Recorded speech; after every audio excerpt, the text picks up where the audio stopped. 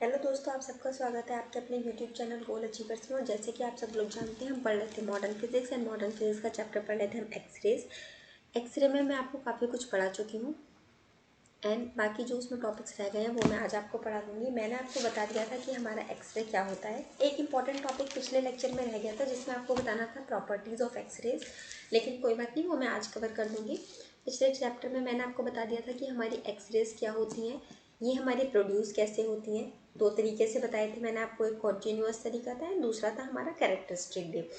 तो इस तरह से हमने ये सब चीज़ें बेसिक कंप्लीट कर ली थी। मैं एक बार रेंज इसके लिए और लिख देती हूँ ताकि आप जितनी बार देखेंगे उतनी बार ना आपको दिमाग में बैठता जाएगा। और ये रेंज में किसके लिए लिख रही हूँ, इसकी वेव लेंथ के लिए, in metres. Okay, this is the X-ray की रेंज इन मीटर्स। और जब हम आर्मस्ट्रॉन्ग में बात करते हैं तो आर्मस्ट्रॉन्ग में 0.01 angstrom to 100 angstrom, this is your range in Armstrong.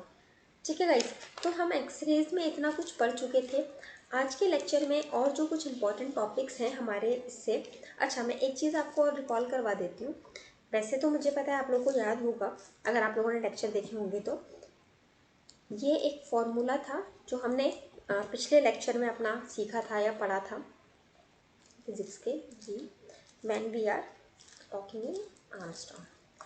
So this is our formula in the previous lecture. तो बस मैं आपको एक बार ये फॉर्मूला याद दिलवाना चाहती थी ताकि आपको फॉर्मूलाज अच्छी तरह से याद हो जाएं। जितनी बार भी हम लिखते हैं फॉर्मूला को तो उससे क्या होता है, हमें उतनी अच्छी तरह दिमाग में बैठ जाता है। इससे पहले हम ये वाला चीज़ हम इससे पहले ये फॉर्मूला देख सकते हैं, एनर्जी इक्वल्स टू hc/λ। तो यहाँ पर ये नीचे हमारा एनर्जी आ जाता था, ये भी हमारा आर्मस्ट्रॉन्ग जब यूनिट है।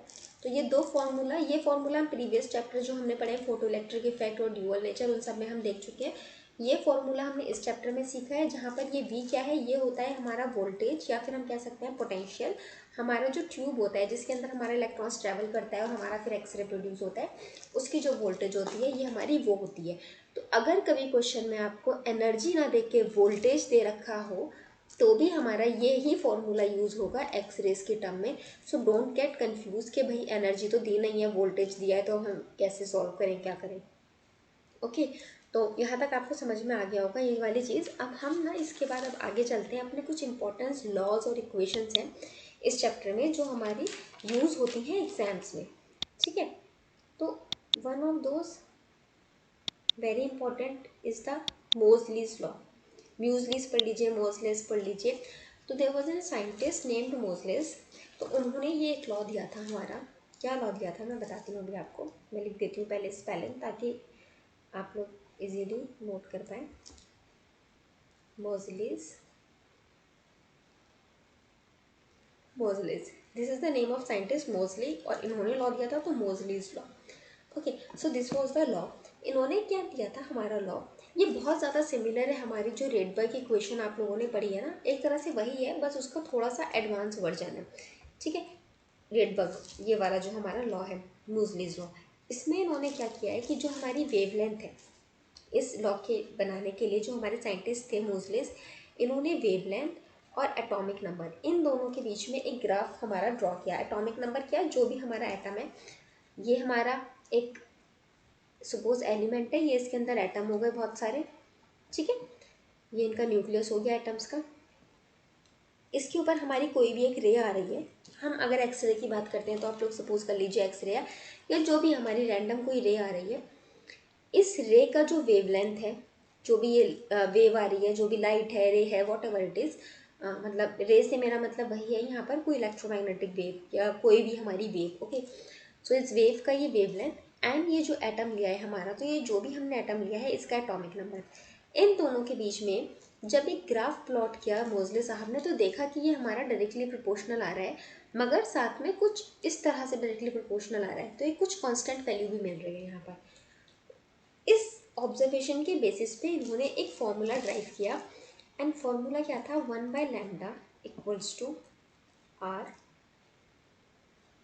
Set minus. अच्छा, आप इसको ना डायरेक्टली इस फॉर्मूले को याद कर सकते हैं, इसका बहुत ज़्यादा डेरिवेशन में जाने की ज़रूरत नहीं है।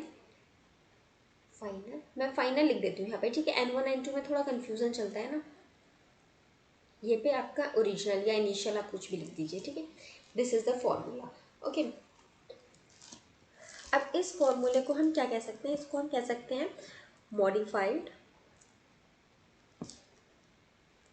Rydberg formula. ठीक है, ये है मॉडिफाइड रेडबर्ग फॉर्मूला। अब क्या आया कैसे आया उसके लिए बहुत लंबा डेरिवेशन है, उसके लिए उतना डीप में जाने की ज़रूरत नहीं है। बट सिंस अब हम इस फॉर्मूले को देख लेते हैं कि इस फॉर्मूले में क्या चीज़ क्या है जो हमारे एग्जाम परस्पेक्टिव से इंपॉर्टेंट है, क्योंकि इसके डेरिवेशन में जाने लगे, इसके पीछे की थ्योरी में जाने लगे ना, तो पूरा एक लेक्चर ये एक ही लॉ ले जाएगा। ठीक है, तो अभी अगर हम बात करते हैं इसमें, तो हमारा आपको पता है R is Rydberg constant, lambda is wavelength, Z is atomic number, N final is, जब हम बात कर रहे थे ऑर्बिट्स की, या शेल बोल दीजिए, ऑर्बिट बोल दीजिए, जो भी आपको कंफर्टेबल लगता है। तो इसमें ये जो था हमारा एक ही हो गया, ये एन थे हमारे, तो N1 N2 N3। तो आपका इलेक्ट्रॉन जिसमें से जंप करता है उसको कहते हैं हम एन इनिशियल या एन ओरिजिनल, और जिसमें जंप करता है फाइनली, मान लीजिए इसमें आ रहा है, तो इसको हम क्या बोलते हैं एन फाइनल, फाइनल पोजीशन जो उसकी होती है। ये एक न्यू टर्म है यहाँ आपके लिए, इसे मैं बता देती हूँ ये टर्म क्या है आपका। This is the new term, और इसको हम बोलते हैं क्या, स्क्रीनिंग कांस्टेंट। ठीक है, क्या बोलते हैं इसे हम, स्क्रीनिंग कांस्टेंट। ठीक है, अब स्क्रीनिंग कांस्टेंट क्या होता है आपका, देखिए स्क्रीनिंग कांस्टेंट जो होता है ना, वो किस पे आपका डिपेंड करता है, वो आपका डिपेंड करता है कि आपका कौन से शेल में इलेक्ट्रॉन है। कैसे होता है देखिए मैं आपको बताती हूँ। सपोज ये हमारा एक एटम है एंड इसके अराउंड ये हमारे बहुत सारे शेल हैं। ठीक है, और इसमें यहाँ पर ये हमारे इलेक्ट्रॉन्स हैं। डोंट मतलब इसके ऊपर कोई लोग आप मैसेज मत कीजिएगा कि मैडम फर्स्ट सेल में इतने इलेक्ट्रॉन है, सेकंड में इतने होते हैं, आपने इतने बनाया उतने बनाया। ये एक रफ आइडिया देने के लिए बना रही हूँ मैं, सिर्फ आपको समझाने के लिए। तो सपोज गाइज हमारा एक इलेक्ट्रॉन है ये वाला। ठीक है, यार ये मैंने गलत बना दिया, इधर बनाना चाहिए था, समझाने में थोड़ी दिक्कत होगी। चलिए खैर, अच्छा सपोज कर लीजिए यहाँ नहीं है हमारा इलेक्ट्रॉन, ये सिंपल है, यहाँ पर एक इलेक्ट्रॉन ठीक है हमारा, और इसमें भी मान लीजिए इलेक्ट्रॉन यहाँ है हमारा। ठीक है, अब देखिए क्या होता है कि ये जो हमारा इलेक्ट्रॉन है, ठीक है, ये वाला जो इलेक्ट्रॉन है ये वाला, इसके ऊपर हमारा इधर से इस न्यूक्लियस की वजह से कुछ फोर्स लग रहा है, कुछ एनर्जी लग रही है, कुछ चार्ज लग रहा है, इसकी वजह से ये इस पे बंधा हुआ है। तो हम इसमें डायरेक्टली हम एन फाइनल या एन नॉट करके, या फिर जो हमारा रेडियस निकालने वाला फॉर्मूला है उस सबसे यूज़ करके हमने फॉर्मूलाज अपने बना रखे हैं बहुत सारे। मगर जब आप बात करते हैं एक्चुअल की, एक्चुअल में क्या हो रहा होता है कि ये जो आपका इलेक्ट्रॉन है इसके ऊपर इससे तो चार्ज लग ही रहा है, कुछ ना कुछ एनर्जी लगी रही है, अपनी तरफ खींच रहा है। मगर ये जो इलेक्ट्रॉन है और ये इलेक्ट्रॉन जो होते हैं सेम चार्ज होता है, तो एक दूसरे को रेपल करते हैं। तो इस इलेक्ट्रॉन के ऊपर इसकी वजह से भी कुछ ना कुछ आपकी एनर्जी या चार्ज या कुछ लग रहा होता है, और ये इस इलेक्ट्रॉन की वजह से भी कुछ थोड़ा बहुत इफेक्ट हो रहा होता है। तो ये इस इलेक्ट्रॉन की वजह से इस वाले को जो इफेक्ट होता है ना, इसको हम बोलेंगे स्क्रीनिंग इफेक्ट। ठीक है, अब ऐसा नहीं है कि सिर्फ इसको हो रहा है या फर्स्ट शेल वाले को हो रहा है, नहीं, आप चाहे इसको कंसीडर कर लीजिए, इधर वाले इस इलेक्ट्रॉन को, न्यूक्लियस से तो ये भी अटैच है, एन प्लस इधर वाले जो इलेक्ट्रॉन्स हैं, ये वाले सारे इलेक्ट्रॉन्स, इनका भी कुछ ना कुछ इफेक्ट हो रहा होगा इसके ऊपर। तो इस इफेक्ट को हम क्या बोलते हैं, जो बाकी इलेक्ट्रॉन्स की वजह से लग के कुछ इफेक्ट हो रहा होता है, उसको हम बोलते हैं क्या, स्क्रीनिंग इफेक्ट। अब अगर हम बात करते हैं फर्स्ट शेल की, इन जनरल हम जैसे फर्स्ट हाइड्रोजन एटम का डिस्कस करते हैं, उसका एटॉमिक नंबर 1 होता है, उसी की हमने पूरी हाइड्रोजन स्पेक्ट्रम बना रखा है। तो सिमिलरली यहाँ पे भी हम फर्स्ट शेल का डिस्कस कर लेते हैं। तो फर्स्ट शेल को आपने केमिस्ट्री में पढ़ा होगा, हम फर्स्ट शेल को कैसे नोट करते हैं, के से, सेकेंड को एल से, फिर एम से, फिर NO ऐसे आगे आगे चलते हैं। तो सपोज हम फर्स्ट शेल की बात कर रहे हैं, तो इसको हम लिख देते हैं के शेल। ठीक है, के शेल में जो आपका स्क्रीनिंग कांस्टेंट होता है, इसकी वैल्यू होती है 1 फॉर एक्सरेज। ठीक है, this is the only important. इसके अलावा अगर आपको कहीं क्वेश्चन में दिया जाएगा इससे रिलेटेड कुछ सॉल्व करने के लिए, तो आपको वैल्यू दे दी जाएगी। सिर्फ के शेल के केस में ऐसा हो सकता है कि आपको स्क्रीनिंग कांस्टेंट की वैल्यू ना दी हो, या फिर आपसे डायरेक्टली क्वेश्चन भी पूछा जा सकता है। क्योंकि एक्सरे के जो मैंने प्रीवियस ईयर के क्वेश्चन देखे ना, उसमें मैंने देखा कि एक्सरे से आपसे जो प्रॉपर एक्सरे चैप्टर के क्वेश्चन आए हैं ना, वो बहुत ज़्यादा टफ क्वेश्चन नहीं आया, सिंपल ही क्वेश्चन आया, एंड उसमें आपको डायरेक्ट चीज़ें पूछी हुई हैं। एक second, let me check the question. मैं भी आपको दिखा देती हूँ, बस थोड़ा सा ना सर्च करना पड़ेगा, और वही मैंने आपको बोला कि मैं मॉडर्न फिजिक्स के जो क्वेश्चन है ना लास्ट में इकट्ठा आपको करवा दूँगी। वही सही रहेगा, क्योंकि एक एक क्वेश्चन सर्च करने पे अगर हम टाइम वेस्ट करेंगे तो हमारा 1 घंटे की जगह 2 घंटे का लेक्चर हो और उसमें हम बहुत कुछ पढ़ भी नहीं पाएंगे, इंपॉर्टेंट चीज़ें छूट जाएंगी। तो क्वेश्चंस मैं जो आपके प्रीवियस ईयर के क्वेश्चंस हैं ना वो मैं लास्ट में इकट्ठा करवा दूंगी आपको। एंड आपका जब मैं चैप्टर करवाती हूँ, आपको पूरा कोई भी टॉपिक कंप्लीट करवाती हूँ, उसके साथ मैं आपको प्रैक्टिस क्वेश्चन तो दे ही देती हूँ, जो मैं फिर नेक्स्ट डे उसके सॉल्यूशंस भी डिस्कस कर देती हूँ, जिसका आप लोग कभी भी कोई आंसर करते नहीं हो एक्सेप्ट 2-3 स्टूडेंट्स। जैसे एक है स्टूडेंट DBS करके उनका नेम है, actual name I don't know, उन्होंने वो ज़्यादातर हर वीडियो पे आंसरिंग करते हैं।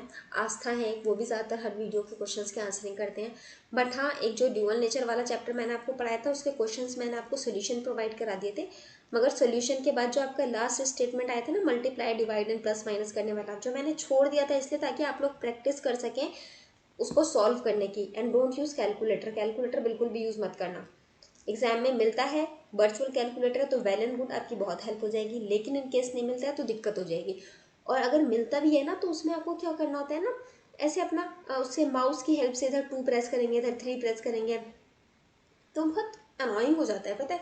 क्योंकि मैंने गेट के एग्जाम में वो वर्चुअल कैलकुलेटर का यूज़ किया था और मुझे वो इतना अनोइंग लगा कि मैंने उसको छोड़ के खुद ही सॉल्व करना स्टार्ट कर दिया था अपने पेन उसकी हेल्प से।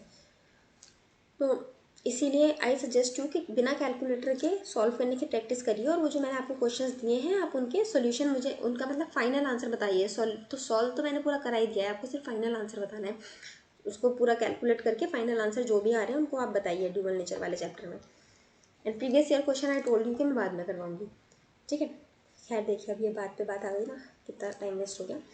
बैक टू द टॉपिक, मैंने भी आपको बताया दिया ये रेडबर्ग फार्मूला हमने पढ़ा अपना, रेडबर्ग मॉडिफाइड रेडबर्ग फार्मूला। इसमें मैंने आपको बताया कि जब हम बात करते हैं अपनी के शेल की, तो के शेल में जो हमारा स्क्रीनिंग कांस्टेंट होता है वो क्या होता है, 1 होता है हमारा एक्सरेज के लिए।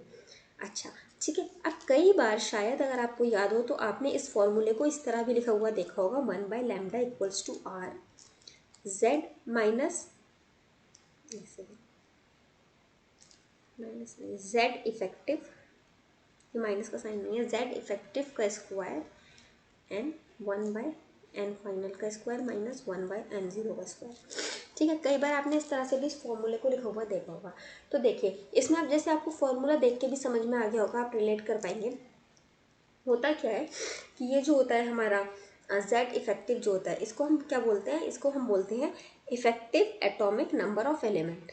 क्या बोलते हैं इसको हम, इसे हम बोलते हैं effective atomic number of electron. ठीक है, जो आपका इलेक्ट्रॉन है उसका एटॉमिक इफेक्टिव एटॉमिक नंबर। अब जैसे मैंने आपको बताया था कि ये जो हमारा इलेक्ट्रॉन है इसके ऊपर हर इलेक्ट्रॉन अपना कुछ ना कुछ इफेक्ट डाल रहा है, फिर ये मूव कर जाता है, इसमें से कुछ इलेक्ट्रॉन बाहर निकल जाएंगे, कुछ रह जाएंगे ओवरऑल एटम में से। ये तो आपका सिर्फ एक इलेक्ट्रॉन हो गया ना। एंड यहाँ पर हमने बात करी effective atomic number of electron,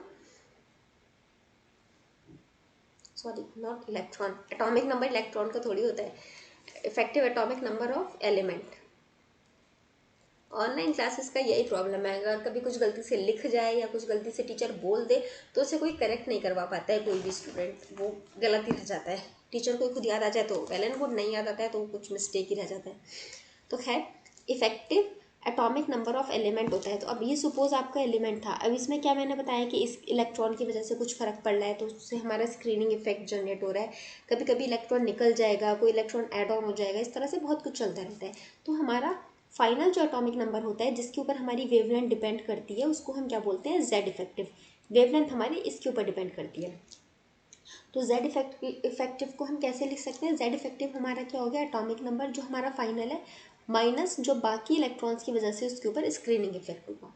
ठीक है, तो Z effective equals to atomic number minus screening effect. इस फॉर्मूले को भी याद रखिएगा, इसके बेस भी क्वेश्चन दे सकता है, क्योंकि देखिए एटीसी का paper is not that much tough कि आपको इतना बड़ा फॉर्मूला लगा के सॉल्व करना पड़े, उतना टफ पेपर नहीं आता है। अगर इतना बड़ा फॉर्मूला लगा यूज़ करने की ज़रूरत पड़ी तो ये जो वैल्यूज़ होंगे ना, ये बहुत सिंपल वैल्यूज़ दे रखे होंगे, आप बहुत इजीली कर पाएंगे उसको। होता क्या है कि आपसे छोटी छोटी चीज़ें पूछ ली जाएंगी, आपसे फॉर्मूला पूछ लिया जाएगा व्हाट इज़ मोसलेस लॉ, क्योंकि ये मैंने एटीसी के पेपर्स में ना ट्रेंड देखा है कि कोई भी एक टफ सी चीज़ पूछ लेते हैं। जैसे पहले मैंने पेपर्स में देखा है कि आपसे क्यूरी वेज लॉ डायरेक्टली पूछा हुआ है। इस तरह के ना जो ऐसे टफ लेकिन आपके टॉपिक से रिलेटेड जो फॉर्मूलाज या लॉज होते हैं उनके जो आपके एक्सप्रेशंस बनते हैं वो पूछ लेते हैं ज़्यादातर।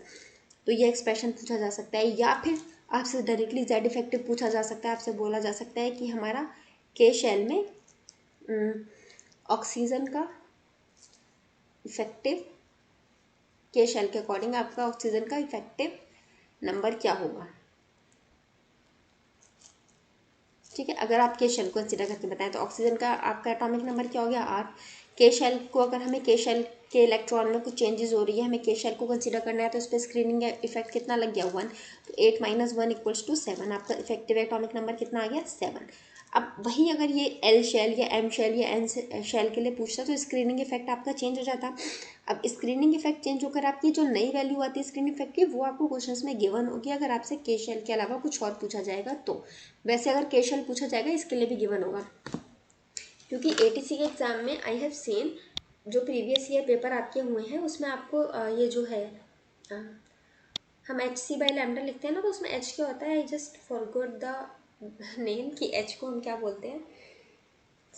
जैसे C is the speed of light, तो H is some constant, I forgot the name, H को हम क्या बोलते हैं, तो वो जो भी बोलते हैं H को, तो आपको ना उन सब चीज़ों के कांस्टेंट के वैल्यूज़ भी गिवन थे एग्जाम में इवन, तो इतना आप एक्सपेक्ट कर सकते हैं कि अगर आपसे इतना टफ में जाकर वो पूछेगा तो वैल्यूज़ जो है वो आपको ज़्यादातर दे ही देगा वो।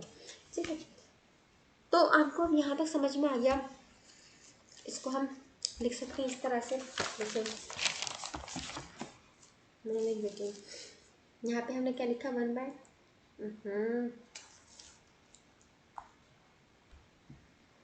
इस बेचारे बोर्ड को पता नहीं क्या हो गया, 1 महीना हुआ नहीं है चलते हुए, इतना हैंग करने लगा है। एक्चुअली बोर्ड का प्रॉब्लम नहीं है, मेरे लैपटॉप का प्रॉब्लम है, सस्ता वाला लैपटॉप है ना, इसलिए हैंग बहुत करता है और पुराना भी हो गया है।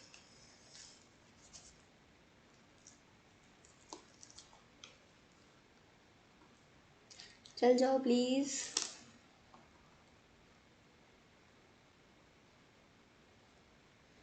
Guys please wait for few seconds. Yes चल गया। हाँ, तो हमने क्या देखा, हमने देखा 1/λ = red, sorry R, not red, R. तो हम क्या लिख सकते हैं, आर जेड इफेक्टिव का स्क्वायर ब्रैकेट में 1 - n फाइनल का स्क्वायर माइनस 1 इनिशियल या ओरिजिनल, आप जो भी लिखना चाहें उसका स्क्वायर।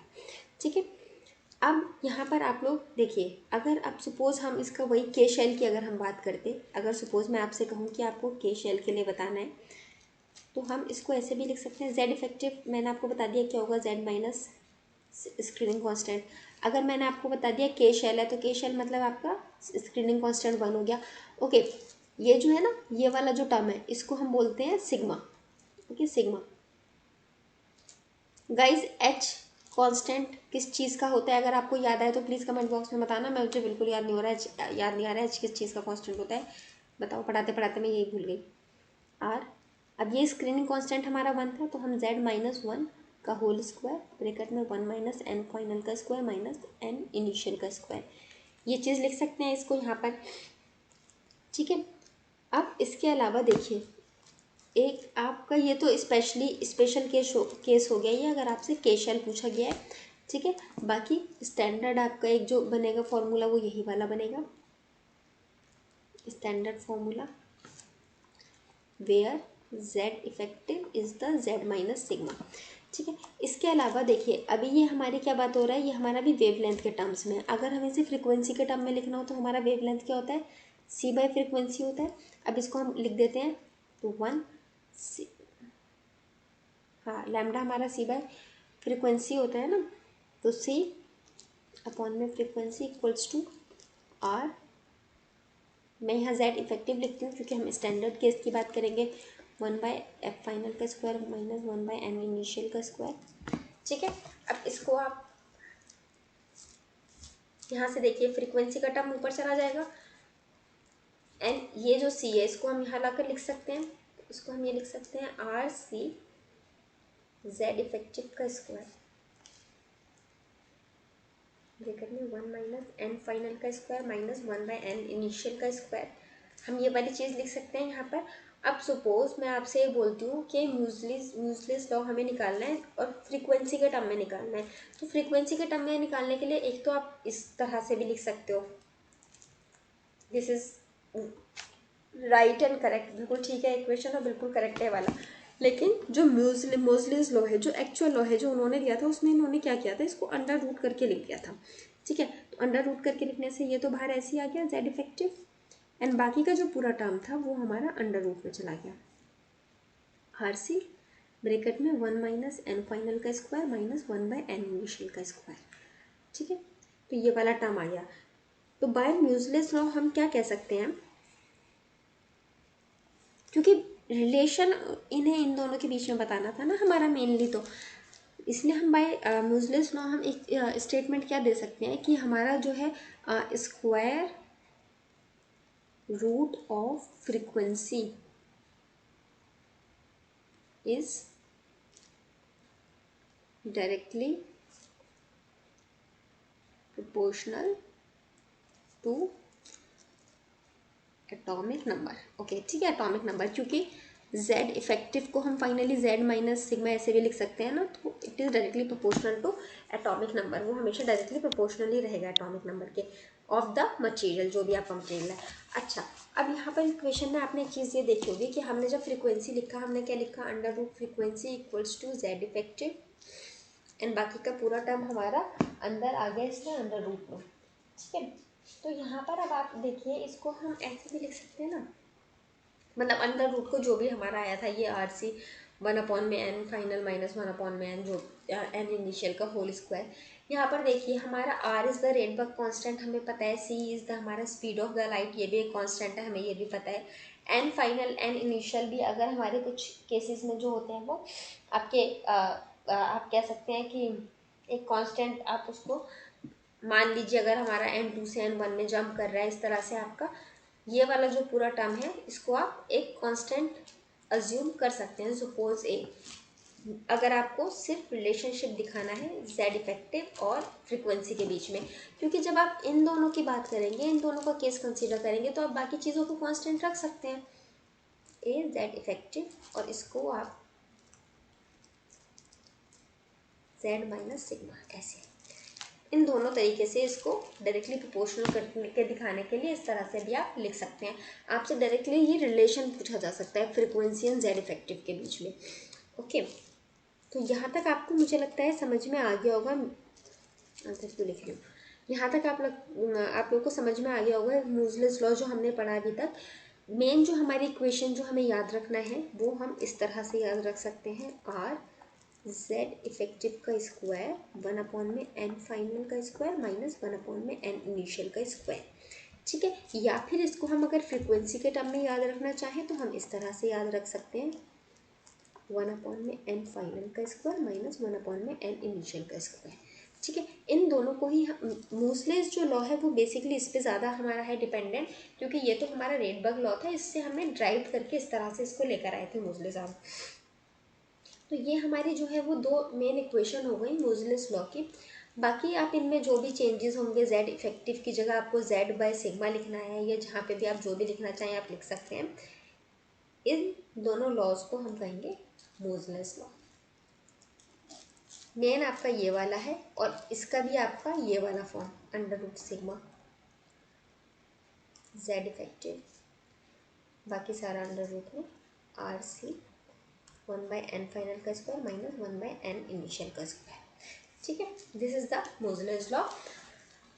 बाकी ये दोनों आपको जो है फॉर्मूलाज याद रखने हैं, क्योंकि आपसे डायरेक्टली फॉर्मूला भी पूछा जाता है एक्सप्रेशन की फॉर्म में, या फिर आपसे इनके बीच का रिलेशन भी पूछा जा सकता है।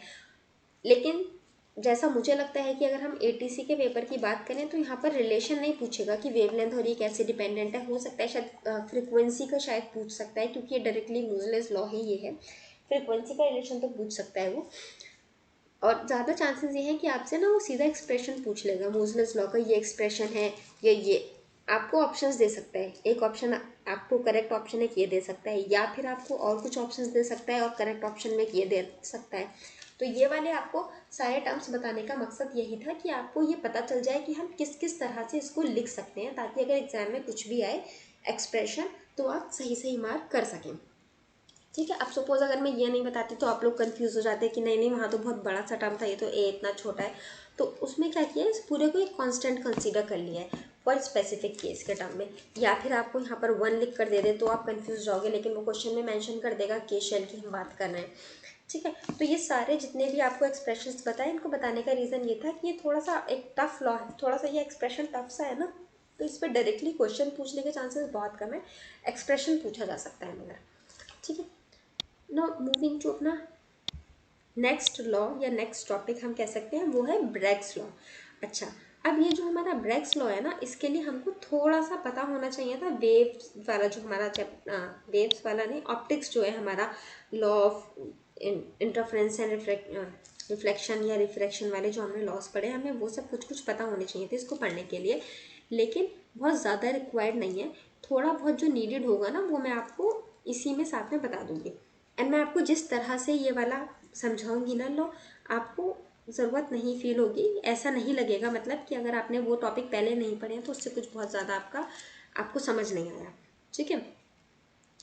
तो अभी हम चलते हैं ब्रैग्स लॉ का। तो सबसे बड़ी बात कि ये लॉ क्या है, ये लॉ क्यों है, हम इसका यूज़ क्या कर रहे हैं और हम इसका यूज़ कहाँ कर रहे हैं। तो पहली बात तो हमारा इसका यूज़ हो रहा है क्या, एक्सरेज वाला चैप्टर पढ़ रहे हैं हमारा, एक्सरे वाले केस में। ठीक है। अच्छा, अब क्या होता है कि देखिए हमारा कोई भी सपोज ये कोई भी एक एटम है, ठीक है, इसके अंदर हमारे ये बहुत सारे शेल हैं और कहीं कहीं पे हमारे इलेक्ट्रॉन, रैंडम नहीं सॉरी, ये हमारे कहीं कहीं शेल में ये इलेक्ट्रॉन्स है। ठीक है। अब हमें जानना है कि इसके अंदर हमारा इलेक्ट्रॉन है, वो कितने इलेक्ट्रॉन है, कहाँ है इलेक्ट्रॉन, कितने इलेक्ट्रॉन है। तो हम क्या करेंगे, हम इस पर कुछ वेव्स डालते हैं। एक इन जनरल जनरल सी बात है, देखिए सपोज ये है आपका, ये एक दीवार है और ये मान लीजिए एक दीवार है, यहाँ इसमें कहीं कहीं पे खाली जगह है, सपोज ये दो खाली जगह और बाकी सारे आपका ये फील्ड है, ये सारा सॉलिड पार्ट है दीवार का और ये बीच में होल है। अब आप यहाँ से कुछ बॉल्स फेंकिए। ठीक है। जो बॉल यहाँ पर जाएगी वो तो आपका क्रॉस कर जाएगी, और अगर कोई बॉल आपकी यहाँ लगी तो वो आपकी वापस आ जाएगी। होगा ऐसा, एग्जैक्ट वापस नहीं आएगी, थोड़ा वापस आ जाएगी, कम वापस आएगी। तो अगर आप मान लीजिए सपोज कि आप छोटी छोटी छोटी छोटी बहुत सारी बॉल फेंके, तो आपको समझ में आ जाएगा कि इतना एरिया आपका ये जो बीच वाला है ये पूरा खाली है और इधर पूरा सॉलिड पार्ट है। सेम आप कॉन्सेप्ट को यहाँ पर इमेजिन करिए कि आपका इधर से कुछ वेव्स फेंकी जा रही हैं। अब इसमें से जो वेव आपकी जहाँ से सीधा सीधा निकल गई तो मतलब वहाँ खाली पार्ट था, और जहाँ से वेव लौट के वापस आ गई तो इसका मतलब वहाँ इलेक्ट्रॉन था या प्रोटॉन था या न्यूट्रॉन था, कुछ तो था भाई, कि हमारा वेव वहाँ पर टकराया जाके। ठीक है। तो अब आपका वेव कहाँ कहाँ टकराया, कैसे कैसे मूव किया, ये तो मैंने आपको हम बहुत सिंपल करके जब समझते हैं तो हम ये ऑर्बिट बता दिया, इसमें इलेक्ट्रॉन बता दिया, इस तरह से हमने समझ लिया। लेकिन हमने देखा होगा, आपने 10th 9th में पढ़ा होगा कि आपका जो स्ट्रक्चर होता है कोई भी एलिमेंट का अंदर से बहुत कॉम्प्लेक्स होता है, एक प्लेन शीट की तरह नहीं होता है ऐसे। मुझे एक कार्बन 60 का कुछ कुछ याद आ रहा है, हमारी जो बुक थी 10th क्लास की एनसीईआरटी में, उसका स्ट्रक्चर दे रखा था, या ग्रेफाइट का स्ट्रक्चर कई जगह आपने देखा होगा, तो बहुत कॉम्प्लेक्स स्ट्रक्चर होते हैं अंदर से उनके बने हुए। ठीक है। तो उनके स्ट्रक्चर अंदर से कैसे हैं, किसी भी चीज़ में कितना इंटर एटॉमिक स्पेस है, कितना उनके बीच का डिस्टेंस है। अब रेडियस वेडियस हम कैलकुलेट कर देते हैं हर चीज़ की हेल्प से, लेकिन कभी ना कभी तो प्रैक्टिकली भी चेक किया गया होगा ना। तो वो सब चीज़ें कैसी हैं, कितनी हैं, उनको चेक करने के लिए हम क्या करेंगे, एटम के केस में अब आप बॉल फेंकेंगे तो कुछ फर्क नहीं पड़ने वाला ना। एटम ठहरा इतना छोटू सा, आर्म स्ट्रॉन्ग में नैनोमीटर का आपका उसका वेवलेंथ ही नैनोमीटर का हो जाता है, तो एटम तो कितना छोटा सा होता है। बॉल उसके कंपैरिजन में हो गई बहुत बड़ी, तो बॉल तो कुछ फर्क ही नहीं पड़ेगा, बॉल खुद में एटम से मिलकर बनी हुई है। तो इस केस में हम क्या करते हैं, हम कुछ वेव्स को इसकी तरफ थ्रो करते हैं या वेव्स को इसमें फेंकते हैं, अब ताकि हमारी जो वेव्स हैं वो खाली जगह से क्रॉस कर जाएगी और जहाँ पर कोई भी एलिमेंट है वहाँ से वो रिफ्लेक्ट बैक कर जाएगी। उसके हिसाब से हम कुछ कुछ ड्रॉ कर लेंगे अपना, जहाँ जहाँ से रिफ्लेक्ट हमारा, सपोज ये हमारा मेटल था, यहाँ से फेंका तो सीधा क्रॉस कर गया और यहाँ फेंका तो ये वापस आ गया, तो हमें पता चल गया कि यहाँ पर खाली जगह थी, यहाँ पर कुछ था, और हम इसके हिसाब से एक अपना ड्रॉ कर लेंगे कि हमारा जो भी अंदर से एटम है वो कैसा है। अब क्या बात आती है कि देखिए हम कोई भी हम चीज़ की बात करें तो हमारे बहुत से ऐसे होती हैं वेव्स, क्या होगी कि वो बस टकराई और वापस आ गई, टकराई और वापस आ गई। अब हमें कोई ऐसा रे या कोई ऐसी वेव चाहिए थी जो थोड़ा पेनिट्रेट कर जाए। सपोज अगर ये हमारा एटम है, ठीक है, इसमें कोई एटम यहाँ है, कोई यहाँ है, किसी को यहाँ है, कोई यहाँ है, कोई यहाँ है, ऐसे अलग अलग जगहों पे है। तो अब एक वेव तो हमारे पास ये हम रख सकते थे कि हमारी वेव यहाँ से गई और ये वापस आ गई, ठीक है। दूसरी गई, अंदर ही नहीं जा पा रही है वो एटम के, यहीं से सरफेस से वापस आ रही है, ये थोड़ा बहुत ही पेनिट्रेट कर रही है। लेकिन अगर कोई वेव ऐसी है जो यहाँ पे है तभी वापस आई, या आगे गई और जहाँ पर एटम या कुछ भी ऑब्स्टेकल मिला तभी वापस आई, वरना वो सीधा सीधा चलती जा रही है और जहाँ कुछ नहीं मिला वहाँ से वो क्रॉस भी कर जाए पूरे एलिमेंट में से। तो ऐसी वेव्स हमने कौन सी देखी, हमने बात करी एक्सरे। एक्सरे एक ऐसी इलेक्ट्रोमैग्नेटिक वेव है, एक्सरे इलेक्ट्रोमैग्नेटिक वेव है। Okay, get that point and इसको रट लो, याद कर लो, this is an electromagnetic wave. Electromagnetic wave है जो हमारा पेनिट्रेट बहुत करती है। क्यों? क्योंकि इसकी होती है वेवलेंथ कम। वेवलेंथ कम होने से हमारा क्या होता है कि इसकी एनर्जी हो जाती है ज़्यादा। हमने पढ़ा है ना, energy equals to H C by lambda. तो वेवलेंथ कम होती है तो एनर्जी इसकी बहुत ज़्यादा हो जाती है। मैंने स्टार्टिंग में भी बताया था कि इसकी जो वेवलेंथ है, अगर हम आर्मस्ट्रांग में बात कर रहे हैं तो हमारा इतनी छोटी सी इसकी वेवलेंथ होती है, तो इस हिसाब से इसकी एनर्जी बहुत ज़्यादा हो जाती है। तो ज़्यादा एनर्जी होने की वजह से क्या होता है कि ये वेवलेंथ बहुत अंदर तक पेनिट्रेट कर जाती है। तो जितना ज़्यादा अंदर तक ये पेनिट्रेट होती जाएगी ना, हमें उतना ज़्यादा क्लियर पता चलता जाएगा कि हमारा कहाँ पे क्या है। अब सपोज़ एक वेवलेंथ यहाँ, अब सपोज़ कुछ हम ऐसा कुछ ले लेते जो ज़्यादा पेनिट्रेट नहीं कर पाता, वो यहाँ आता वापस चला जाता। अब आगे कोई ऑब्स्टेकल है नहीं, मगर सिंस ये ज़्यादा पेनिट्रेट ही नहीं कर सकता तो इसके आगे बढ़ ही नहीं पाता।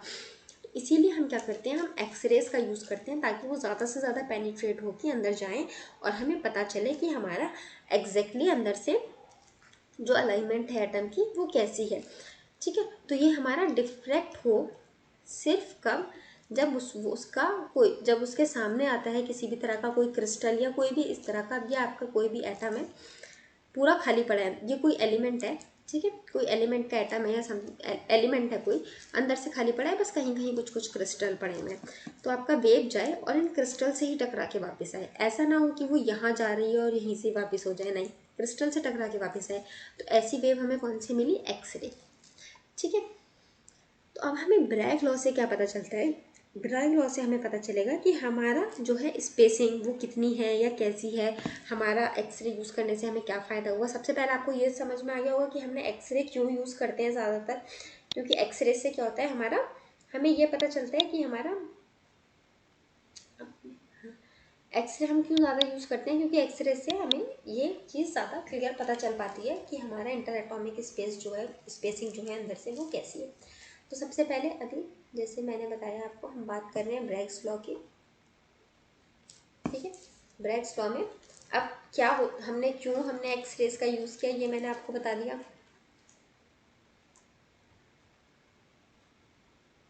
एक्सरे का यूज़ क्यों किया हमने बता दिया मैंने आपको। अब क्या होता है देखिए, अब आप इस तरह से समझिए। देखिए, सपोज ये है आपका कोई भी एटम। अच्छा एक सेकंड गाइस, ये थोड़ा ना ज़्यादा शायद पतला हो गया है।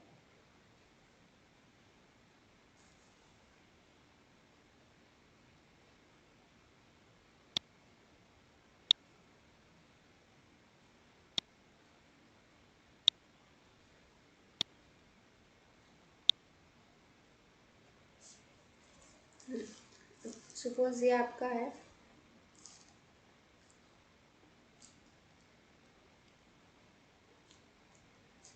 ये कोई एटम है, इसमें ये इलेक्ट्रॉन्स हैं बहुत सारे रखे हुए, अलाइनमेंट है इलेक्ट्रॉन्स का। एंड इसके नीचे मैं और 2-3 लाइनें बना देती हूँ आपको ये ब्रैग्स लॉ का समझाने के लिए, थोड़ा सा कि ये कैसे, सिर्फ सीधा देखिए मैं एक्सप्रेशन लिख के दे सकती हूँ, लेकिन अगर जहाँ पर हमें ज़रूरत है थोड़ा उसका बैक स्टोरी जानने की कि वो कैसे बना क्या बना, तो मैं वहाँ बताऊँगी। अब जैसे मोजलेस लॉ पढ़ा था, उसमें बाद में समझाने के लिए इतना कुछ था और इतनी इंपॉर्टेंट चीज़ें थी कि उसका पीछे वो डेरिवेशन चेक करने की ज़रूरत नहीं थी। वैसे अगर आप डेरिवेशन देखना चाहें तो आप रेडबर्ग कांस्टेंट वाला जो डेरिवेशन है ना उसको देख सकते हैं एंड वो सेम टाइप ही होगा आपका। ठीक है, देखिए अब क्या होता है, सपोज हमारा ये एक इंसिडेंट वेव, हमारी यहाँ से वेव्स आ रही हैं बहुत सारी। ठीक है, बहुत सारी वेव्स आ रही हैं, कुछ अंदर पेनिट्रेट यहाँ से खाली निकल जाएंगी, कुछ हमारी यहाँ आके टकराएंगी, रास्ते में इससे टकराएंगी एंड वापस होंगी। तो जो हमारी वापस होंगी हम उसके बेसिस पे कुछ एनालिसिस करते हैं, इस वाले से बनाती हूँ। ठीक है, अब सपोज अब ये सिर्फ बनाने के लिए, ठीक है, ये हमारा मान लीजिए कोई मेटल है, ये क्या किधर जा रहा है अभी, ये ठीक है। अब ये हमारा एक इंसिडेंट वेव आई हमारी एक्सरे, और वो इस इलेक्ट्रॉन पे टकरा के यहाँ से, या जो भी क्रिस्टल था इससे टकरा के वापस चली गई। ये है हमारी इंसिडेंट वेव, जिस हम इसका नाम दे देते हैं 1, और ये ऐसे डिफ्रैक्ट बैक हो गई, ये इससे डिफ्रैक्शन हुआ इसको और ये वापस चली गई। अब हमने पता है कि हमारा इंसिडेंट हो रही है यहाँ पर, हम मान लेते हैं एंगल थीटा से इंसिडेंट हो रही है। अब अगर आपको थोड़ा भी ऑप्टिक्स याद हो तो हमने उसमें पढ़ा था कि हमारा एंगल ऑफ इंसिडेंस जो होता है वो एंगल ऑफ रिफ्लेक्शन के सेम होता है। अगर आपको याद हो तो, और नहीं याद है तो मैं आपको बता देती हूँ। ऐसा होता है कि जो हमारा एंगल ऑफ इंसिडेंस होता है ये हमारा एंगल ऑफ रिफ्लेक्शन के इक्वल होता है, ठीक है। अगर आप लोग को नहीं याद है, नहीं पढ़ा है, तो मैं ये आपको बता देती हूँ। बाकी जब हम ऑप्टिक्स पढ़ेंगे तब डिटेल में बताऊँगी मैं आपको। तो हमारा ये थीटा इस थीटा के इक्वल हो गया। अब आप लोग अज्यूम कर लीजिए, मान लीजिए हमारा कोई और वेव है। अब ऐसा नहीं है ना कि एक्सरे की एक ही वेव आ रही है, बहुत सारी हमारी वेव्स आ रही हैं इधर से डायरेक्टली, कुछ ऐसे जा रही हैं, कुछ ऐसे आ रही हैं, हर तरह से वेव आ रही है। अब सपोज एक और कोई वेव आती है हमारी, एंड वो हमारी इधर आई, हमारे इधर चलिए यहाँ देखते हैं, यहाँ देखते हैं, ठीक है, ये आई है ना, ये आई। अब मैं कोई एक्सपर्ट नहीं हूँ ड्राइंग की, तो वो थोड़ा बहुत गड़बड़ हो रहा है, पार्डन फॉर दैट सच।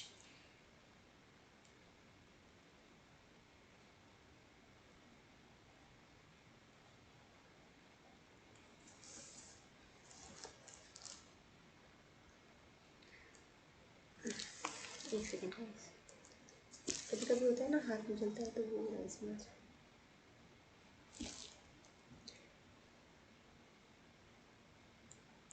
देखिए अब आपका ये है एक इंसिडेंट वेव, ये आ रही है, इसको हम बोल देते हैं इंसिडेंट वेव 2, ठीक है। ये आपका इधर से आई और ये इधर जा रही है। ये भी अगर आप यहाँ से कुछ देखेंगे तो ये भी कुछ एंगल से आ रही होगी, फाई से, और फाई से वापस जा रही है। उसको हम छोड़ देते हैं कि हमारा कौन से एंगल से आ रही है, कौन से एंगल से जा रही है। यहाँ का हमारा मेन पोर्शन जो है वो ये है समझने का, जो हमारा बहुत गंदा बना है, तो इसलिए इसको मैं मिटा के दोबारा से बना देती हूँ, ठीक है। आपका ये है स्ट्रक्चर। अब देखिए, अब ये दोनों पैरेलल आ रही हैं एक दूसरे के, ठीक है। अब यहाँ पर पॉइंट का हम नाम दे देते हैं, इसका कुछ ए और इसका नाम दे देते हैं बी, ठीक है।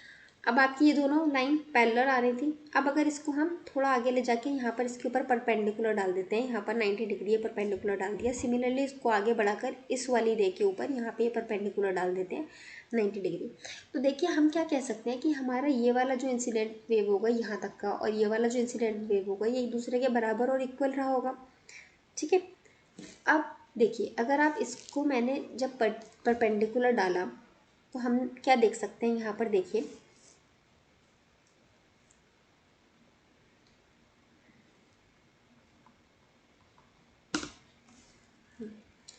देखिए ये देखा आपने, ये इस तरह से 90 डिग्री बना रहा है, 90 डिग्री बना रहा है ना ये वाला। और ये हमने इतना जान लिया कि ये हमारा इतना थीटा था। तो अब ये जो इधर बचा, ये जो आपकी ये जो लाइन यहाँ से क्रॉस करेगी, मेटल की लाइन जो ये यहाँ से क्रॉस कर रही है, उसके बाद ये जो इधर का स्पेस बचा, इधर का ये जो पूरा बचा आपका स्पेस, ये आपका कितना हो जाएगा, ये कितना हो जाएगा आपका 90 माइनस थीटा हो जाएगा। सिमिलरली जैसे ये आपका थीटा हो गया, और अगर हम ये परपेंडिकुलर डालने के बाद आपका ये भी चीज़ 90 डिग्री हो जाएगी पूरी। तो ये जो इतना इतना बचा, इसको हम क्या लिख सकते हैं, इसको भी 90 माइनस थीटा लिख सकते हैं, लिख देंगे इसको 90 माइनस थीटा। अब आप आगे देखिए, इसी फिगर में एक और स्टोरी, इसके बाद मैं थोड़ा साफ लेके आपको दूसरा भी समझाऊंगी, लेकिन अभी आप इसको समझिए। देखिए अभी हमने ये वाला 90 डिग्री का देख लिया।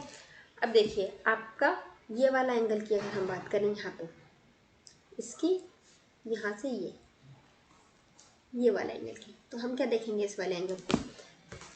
अगर हम इस एंगल की भी बात करते हैं तो ये वाला जो एंगल होगा हमारा पूरा, यहाँ से ये वाला पूरा,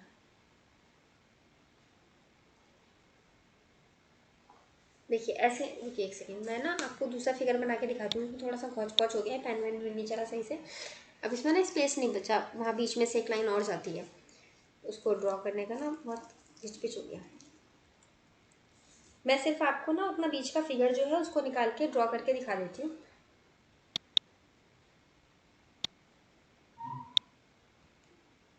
एक सेकेंड गाइस, थोड़ा सा होल्ड कीजिए।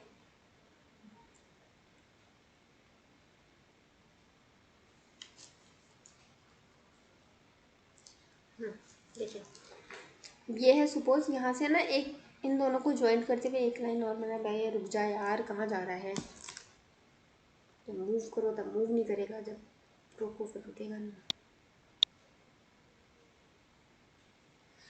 पता है बच्चों, मैं क्लास लेने से पहले इस बोर्ड को बहुत चेक करती हूँ अच्छी तरह से, हर एंगल में हिला डुला के क्लियर कैनवास करके लिख के सब करके देखती हूँ, तब बिल्कुल ये नहीं अटकता है। और उसके बाद जब इसे मैं पढ़ाना शुरू करूँ तो ये इतना हैंग करता है।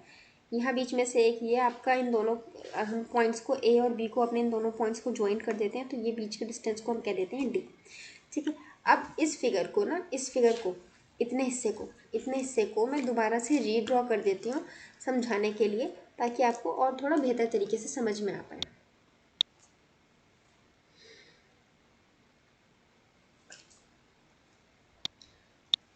मूव हो जाओ थोड़ा सा भाई।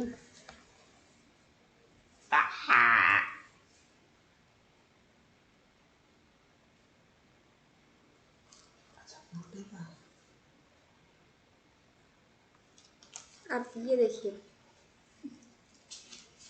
ये हमारा जो फिगर था, मैं दोबारा से यहाँ पे थोड़ा सा ड्रॉ कर देती हूँ फॉर बेटर अंडरस्टैंडिंग।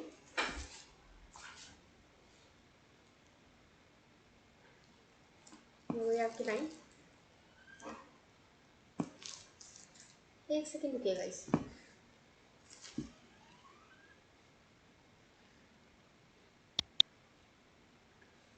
पता है क्या, अब इसमें इतनी सारी इंस्ट्रक्शन मैंने बैक टू बैक दे दी है ना कि वो 1 बाय 1 एग्जीक्यूट करता है। और जो मैं फिर अब जो लिखूंगी थोड़ी देर बाद ये बोर्ड हिल जाएगा, फिर वो कुछ और उसमें से हो जाएगा। अब ये मैंने वाइट पेन कितना पहले सेलेक्ट किया था, इस ब्लू लाइन को ड्रॉ करने से पहले वाइट पेन मैंने सेलेक्ट करा था, तब तो वो चला नहीं। अब वो अपने आप ही सिलेक्ट हो रहा है। एक बार वो हैंग कर जाता है ना, फिर वो थोड़ा सा टाइम लेता है।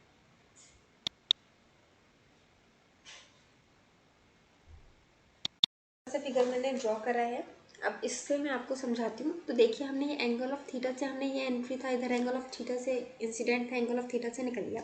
ये हमारी सेकंड रे थी, ये भी हमारी कुछ समथिंग एंगल थीटा डैश से आई और थीटा डैश से निकल गई। अब हमें ये बीच की चीज़ समझनी है। मैं इसमें कुछ ना कुछ नंबरिंग दे देती हूँ ताकि आपको थोड़ा इजी हो इसको समझने में। एक सेकेंड, अरे भाई इतना मिनिमाइज भी मत हो कि दिखे ना किसी को। वो कितना रखते हैं, ये आपका नंबरिंग हो गई। मैं B, A B C D कर देती हूँ, ये ए बी सी डी समझने में इजी होता है। ठीक है, अब ये देखिए, यहाँ पर हमारा ये जो एंगल होता है ना, ये इंसिडेंट एंगल, और ये हमने ड्रॉ करी है परपेंडिकुलर। इसके इससे इसके इस रे पे परपेंडिकुलर ड्रॉ करी है हमने, इस रे से। तो वो हमने इस तरह से ड्रॉ करी है कि ये जो हमारा एंगल है ना, ये पूरा एंगल हमारा 90 डिग्री फॉर्म हो। क्योंकि देखिए, जब हमने इस रे से ये एक्सटेंड करने के बाद यहाँ पर इस तरह से हमने परपेंडिकुलर ड्रॉ करी है कि वो इस पे 90 डिग्री है, तो फिर इस रे से वो इस पे भी 90 डिग्री हो गई, तो वो हमारा ये वाला एंगल भी पूरा इधर 90 डिग्री होगा। अब वो रेज हमारी इस तरह से बनी नहीं है कि वो मैं 90 डिग्री दिखा सकूँ आपको, क्योंकि अब वो डिजिटल बोर्ड में ना ये प्रॉब्लम होता है थोड़ा सा उसको ड्रॉ करने में एग्जैक्ट। तो ये वाला जो एंगल बनेगा ना हमारा, ये वाला पूरा इतना, ये वाला एंगल हो, और इधर सिमिलरली ये वाला एंगल, ये दोनों एंगल हमारे कितने होंगे, 90 डिग्री के। ठीक है, अब अगर हमारी ये एंगल 90 डिग्री के हैं, तो ये जो हमारा एंगल इतना है, सिर्फ ये बीच का, ये वाला, मैं जितना एंगल के अंदर ये कलर फिल कर रही हूँ, ठीक है, ये वाला, या फिर हम इधर ये वाला, इधर ये जो कलर फिल करा, ये एंगल हमारा कितना हो जाएगा, ये हमारे 90 माइनस थीटा हो जाएंगे दोनों एंगल। ये वाला भी 90 माइनस थीटा हो जाएगा, क्योंकि हमारा ये वाला 30 था, ये पूरा 90 था, तो ये बीच का कितना रह गया, 90 माइनस थीटा। इसको हम बोल देते हैं डी। ठीक है, अगर अभी इसको हम थोड़ा सा रीड्रॉ कर देते हैं ए बी सी डी को, ताकि थोड़ा अच्छे से समझ में आ जाए आपको। ये हमारा ए बी,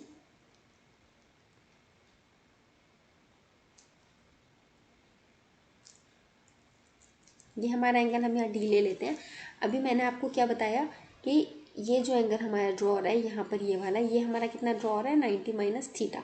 ये ड्रॉ हो रहा है हमारा 90 माइनस थीटा। तो अब देखिए, अगर हम इस वाली, ये जो हमारा है, ये जो बेस हमने जो लिया है, इससे अगर हम इसको कंपेयर करें, तो ये भी हमारा कितना बना रहा है, ये भी हमारा यहाँ 90 डिग्री बना रहा है, ये इधर से भी 90 डिग्री बना रहा है, और ये इधर भी 90 डिग्री बना रहा है हमारा ये वाला एंगल भी।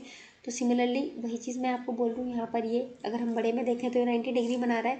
तो अगर ये 90 डिग्री बना रहा है हमारा, और ये एंगल हमारा ऊपर वाले से जब हमने कंपेयर करके, यहाँ थीटा था, जब इससे कंपेयर करके निकाला था, ये पूरा 90 था, कंपेयर करके निकाला था, तो ये हमारा 90 माइनस थीटा आया था, और इतना एंगल हमारा 90 है।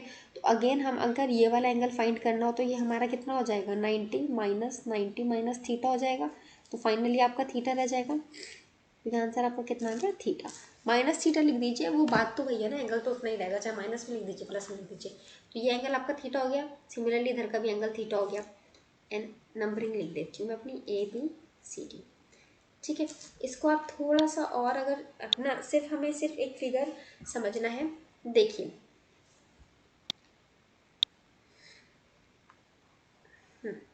अब मैं आपसे अगर बात करूं कि हमारी हम इतना सारा जो काम हम कर रहे हैं क्यों कर रहे हैं। देखिए ये हमारी रे 1 है और ये हमारी रे 2 है। इन दोनों ने हमारा ट्रैवल करा, ये B पॉइंट पर आई, ये D पॉइंट पर आई। अब ये हमारी कम पेनिट्रेट हुई है, जो रे 1 है ये तो हमारी कम पेनिट्रेट हुई है क्योंकि ये हमारी यहीं से रिफ्लेक्ट बैक हो गई। वहीं अगर हम रे 2 की बात करें तो ये हमारी ज़्यादा पेनिट्रेट हुई है क्योंकि वो इस पॉइंट तक आई है। ये हमारा मेटल यहाँ से यहाँ तक नीचे तक था ना, मैंने 4-5 पॉइंट बनाए थे, थोड़ा सा बैक करके देख लीजिएगा आप। तो ये हमारी ज़्यादा पेनिट्रेट हुई है। अब इसके कंपैरिजन में ये कितनी ज़्यादा पेनिट्रेट हुई है, इसने कितना ज़्यादा पाथ हमारा कवर किया है। तो देखिए इस पॉइंट तक की अगर हम बात करें तो इस पॉइंट तक तो हमारा सेम ही रहेगा। अब ये थोड़ा सा ज़्यादा स्लाइड लेकर आ रही है एंड तब यहाँ तक आ रही है, ये थोड़ा ज़्यादा खड़ा होकर आ रही है। तो ये एंगल का फ़र्क पड़ा ना। तो बेसिकली आपका परपेंडिकुलर ड्रॉ करने के बाद हम ये कह सकते हैं कि हमारी यहाँ तक की लाइन और ये वाला हमारा पाथ है, ये दोनों आपस में इतना हमारा इक्वल रहा है। ये जो पोर्शन इसने इधर कवर किया एंड सिमिलरली इधर ये जो पोर्शन कवर किया, ये दोनों हमारे एक्स्ट्रा कवर हुए। मतलब हमारा AD एंड हमारा CD, इतना पोर्शन हमारा एक्स्ट्रा कवर हुआ, जिसको हम क्या कह सकते हैं, पाथ डिफरेंस। ठीक है, ये हमारा पोर्शन हुआ है एक्स्ट्रा कवर, ये वाला और ये वाला, ये हमारा एक्स्ट्रा कवर हुआ है। अब कितना एक्स्ट्रा कवर हुआ है, तो देखिए अगर हम 1 बाय 1 कर देखते हैं, हम ड्रॉ कर लेते हैं हमारा AB,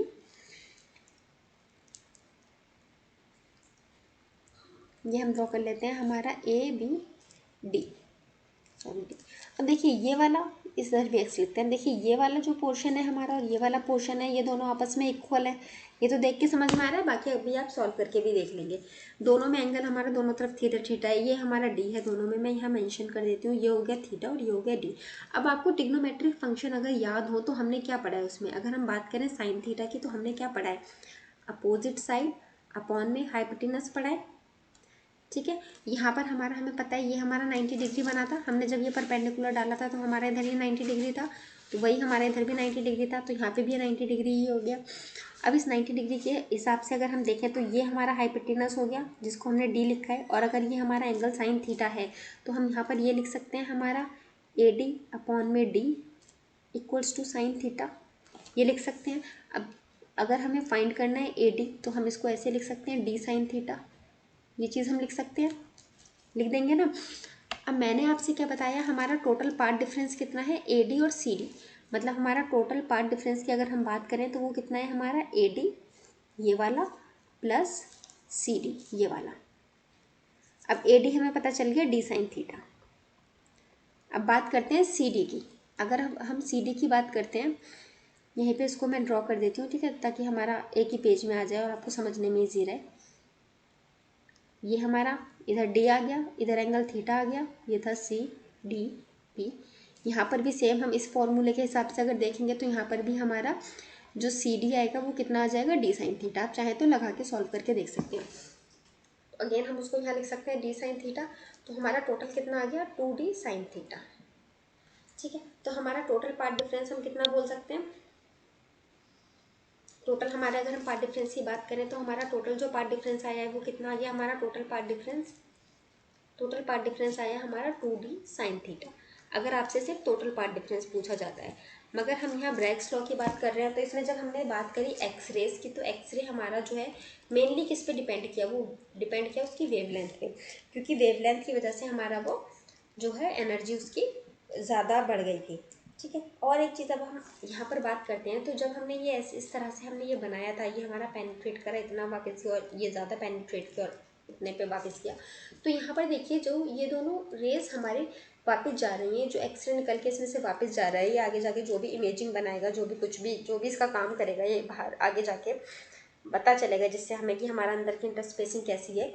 तो उसके लिए ज़रूरी है कि इन दोनों का आपस में ऐड ऑन होना। अगर ये दोनों एक दूसरे को मान लीजिए किसी तरह से कैंसिल आउट कर दें, हमने देखा था कि हमारा थीटा माइनस का आया था, या कुछ भी इस तरह से सर्कमस्टेंसेस बनते हैं कि हमारे एक दूसरे को कैंसिल कर दें, तो हमारा सारा गड़बड़ हो जाएगा। फिर तो हमारे जो हमें इमेज चाहिए वो बन ही नहीं पाएगी।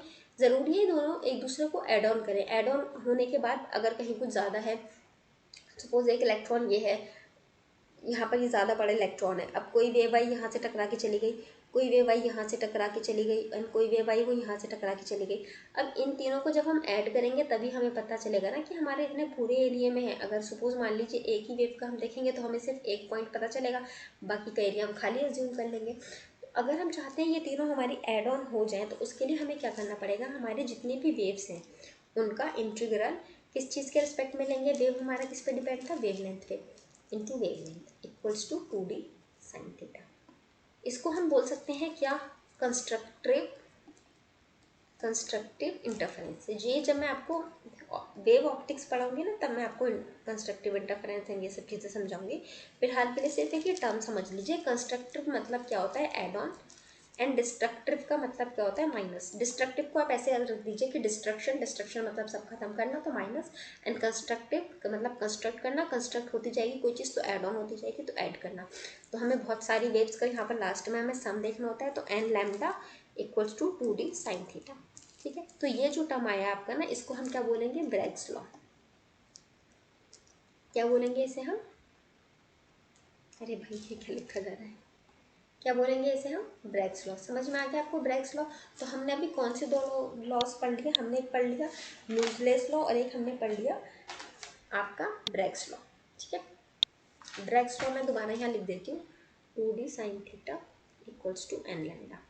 This one is important for your exam. इसके पे बेस्ड क्वेश्चन भी आ सकता है, एंड आपका फॉर्मूला तो आपको पता है आ ही सकता है, उसमें तो कोई वो नहीं है। अच्छा, अब हम बात करते हैं अपने एक और थर्ड लॉ है जो हमारा बहुत ज़्यादा नहीं पूछा जाता है, मैंने कहीं देखा भी नहीं आज तक इस पे बेस्ड कोई क्वेश्चन, बट सिंस अब हम ये टॉपिक कर ही रहे हैं तो 2 मिनट का ये है हमारा, इसको भी देख ही लेते हैं बिफोर एंडिंग द टॉपिक। इसका नाम है बियर लैम्बर्ट्स लॉ। नाम देख के बहुत से लोगों को बहुत कुछ याद आ गया होगा, but don't think any of those things, concentrate on your studies. तो हम बात करते हैं बियर लैम्बर्ट्स लॉ। ये मेनली हमारा क्या बताता है, ये बताता है हमारा इंटेंसिटी। ठीक है, जैसे मैंने आपको क्या बताया था, हमारा मूजलेस जो लॉ था उसने क्या बताया था कि आपकी frequency directly proportional atomic number की है। फिर आया था ब्रैग्स लॉ। ब्रैग्स लॉ में मैंने आपको क्या बताया था, वो क्या बताता है कि हमारी इंटर एटॉमिक स्पेसिंग कैसी है, अंदर का स्पेसिंग क्या है, कितना हमारा पार्ट डिफरेंस है, कैसे कितना वो ट्रैवल कर रहा है, एक्स्ट्रा पेनिट्रेशन कितना हो रहा है। अब हमारा यह है this one third law and this is the Lambert's law. ये बताता है हमारा क्या, इंटेंसिटी। कैसे बताता है, देखिए मैं आपको बताती हूँ। सपोज ये हमारा एक है monochromatic light source. Monochromatic light source का मतलब क्या होता है, जो हमारा एक ही वेवलेंथ होती है उसकी। ठीक है, फिक्स कर दी वेवलेंथ, हमारी इतनी ही वेवलेंथ होगी, यही फ्रीक्वेंसी, मतलब मोनो मतलब सिंगल, सिंगल उसमें से टाइप के आपका वेवलेंथ या फ्रीक्वेंसी निकलेगी। ये आपकी निकली आई नॉट इंटेंसिटी। अब ये कहाँ जाएगी, ये आपके एक कंटेनर पे आ गई। ठीक है, अब हमारा यहाँ पे बात किसकी हो रही है, एक्सरेज की। तो सपोज आपकी एक्सरेज निकल रही हैं और ये आपका कोई मटेरियल है जिसमें से वो पेनिट्रेट कर रही हैं, एंड पेनिट्रेट करने, अच्छा ये जो लॉ है ना, ये आपका मेनली तो दिया गया है आपका लाइट इंटेंसिटी वगैरह नॉल के लिए, लेकिन अभी हम बात कर रहे हैं एक्सरेज में, तो हम इसको एक्सरे के कॉन्टेक्स्ट में समझते हैं। ये हमारी एक्सरे आई, उसकी कुछ इंटेंसिटी है, एंड ये हमारा कुछ मटेरियल था, इसने पेनिट्रेट होने से कुछ इसकी एनर्जी लॉस हुई होगी, कुछ एब्जॉर्ब हुई होगी एक्सरे हमारी, ऐसा तो नहीं है ना, और पूरा का पूरा हो गया, जितने हमने यहाँ से भेजे वो सारे के सारे हमें यहाँ मिल गए, वो तो पॉसिबल ही नहीं है। कुछ ना कुछ तो लॉस होता ही है रास्ते में एनर्जी हमारा, तो कुछ हमारा लॉस हो गया। लॉस होने के बाद इसमें से जो बाहर निकला वो निकली हमारी आई, एंड ये जाकर हमारा एक डिटेक्टर पर आ गया, इसको हम क्या बोल सकते हैं, डिटेक्टर। ठीक है, इसका क्या काम होगा, ये हमारा डिटेक्ट करता है क्या, कि नंबर ऑफ कितनी हमारी एक्सरे हमारी यहाँ पर आई, डिटेक्ट।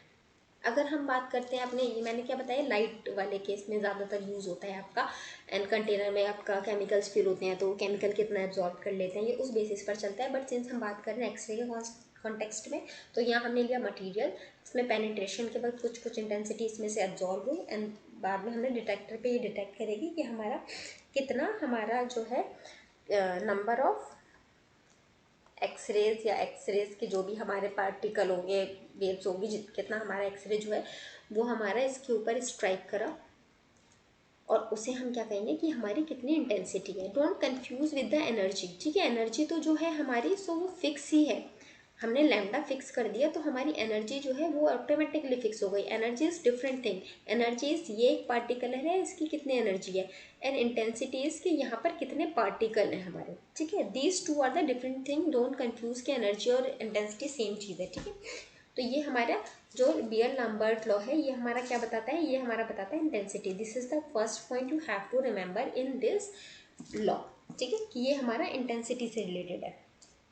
ओके अब ये बेसिकली क्या बताता है कि आपने जब यहाँ से इंटेंसिटी दी है कुछ और यहाँ से जो इंटेंसिटी निकली है, तो इन दोनों के बीच में डिफरेंस कितना है, कुछ जो एब्जॉर्ब हुई, जो लॉस्ट हुई, तो कुछ गया ना हमारा, क्या गया, वो कितना लॉस्ट हुआ, तो वो हमारा बताता है क्या, कि हमारा जो इंटेंसिटी है वो per unit time, per unit distance पर हमारा जो इंटेंसिटी है वो क्या होगा, वो डायरेक्टली प्रोपोर्शनल होगा। ये जो भी हमारा मटेरियल था, इसका जो वेट, एटॉमिक नंबर या जो भी व्हाटएवर इसकी कंसंट्रेशन हम मान लेते हैं कुछ भी, वो हमारी जितनी होगी उसको हम सी से डिनोट कर देते हैं इनटू हमारी ये जो हमने इंटेंसिटी इसके अंदर भेजी थी अपनी, वो वाली इंटेंसिटी, ठीक है।